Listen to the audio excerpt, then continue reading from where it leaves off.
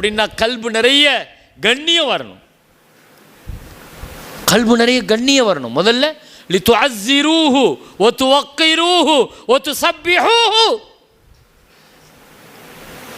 கண்ணியம்ங்கிறது ஒரு பெரிய இபாதத். அது அப்போ முதல்ல ரமலானை நினைக்கிற பொழுது கல்புல கண்ணியம். ரெண்டாவது என்ன?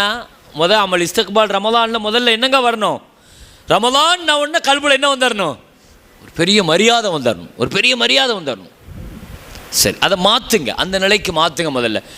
ரெண்டாவது, ரமலான் உடனே சந்தோஷம் வரணும். ரமலான் உடனே சந்தோஷம். ஹஜ்ரத் அவர்கள் ஒரு ஹதீஸ் சொன்னாங்க இல்லையா, மன் ஃபரிஹ பிதுஹூலி ரமலான். ரமலான் வந்துட்டுங்கிற சந்தோஷம் ஒரு மோமினுக்கு வந்துட்டாலே அல்லாஹ் நரகத்திலிருந்து அல்லாஹ் பாதுகாக்கும்.